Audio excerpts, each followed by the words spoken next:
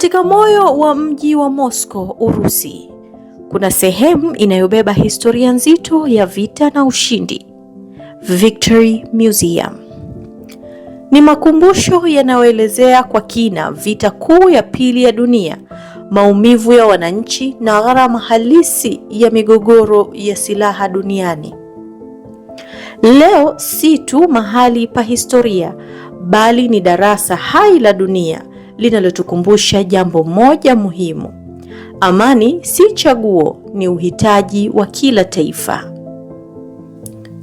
Tunapoingia Victory Museum, mazingira yake ni ya utulivu lakini yenye uzito wa kihistoria. Nyaraka, picha, sanamu na maonyesho ya vita yanaonyesha namna maisha yalivyobadilishwa na migogoro. Watalii kutoka mataifa mbalimbali na wageni wanatembea kwa makini, wakitazama kila sehemu kwa hisia tofauti. Katika makala hii, sauti za wanahabari na watengeneza maudhui kutoka mataifa mbalimbali zimeungana kutoa ujumbe mmoja wa pamoja.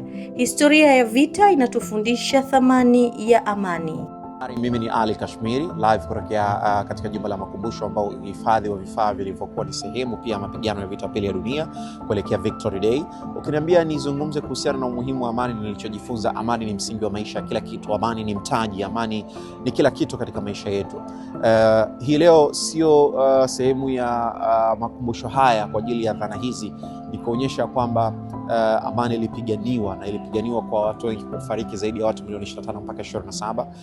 Baada ya ushindi ambao wameupata, tija yao kubwa ni kuonyesha namna ambavyo amani imepatikana, na matokeo chanya ni kuhakikisha ulinzi wa amani hiyo inalindwa kwa kivyovyote vile.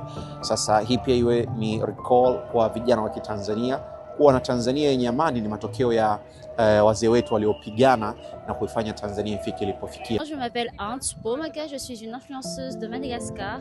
Alors aujourd'hui, mimi ni influencer kutoka Madagascar. Leo nikiwa katika Victory Museum, nimevutiwa sana na uwasilishaji ya kile ambacho kilitokea duniani kuanzia mwaka 1941 hadi mwaka 1945. Nilikuwa nimejiandaa kuona picha tu, lakini haikuwa hadithi ya kawaida. Ilikuwa kama tumeingia ndani ya historia yenyewe. Tulihisi simulizi, tulihisi maumivu, tulihisi baridi na uzito wa vita. Unapokuwa ndani ya makumbusho kama haya, unagundua jinsi amani ilivyo muhimu. Amani na utu ni lazima. Amani haianzi kwa taifa moja, inaanza kwa kila mtu, kila mmoja wetu, mimi na wewe. Kile ninachobeba hapa ni ujumbe wa upendo.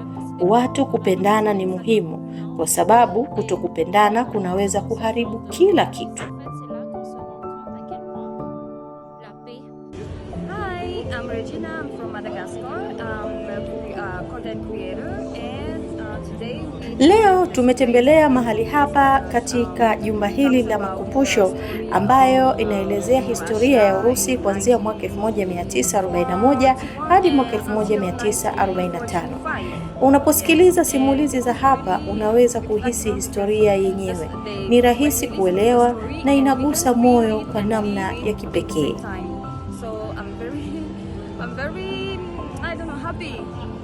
Wataalamu wa historia wanaeleza kuwa Victory Museum haikujengwa tu kuonyesha ushindi wa kijeshi, bali kuelimisha dunia kuhusu madhara ya vita na umuhimu wa diplomasia na amani. Tunapoondoka Victory Museum, ujumbe unabaki wazi. Dunia haitakiwi kukumbuka vita ili kuvipenda, bali kukumbuka vita ili kuviepuka.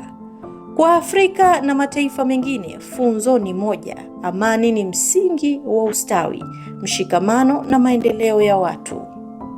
Historia hii inatufundisha yaliyopita, lakini amani ndiyo mustakabali tunaochagua leo. Mimi ni Leila Mary, Daily News Digital. Usikose kutufuatilia kwenye mitandao yetu ya kijamii: Instagram, Facebook na X, Daily News TZ.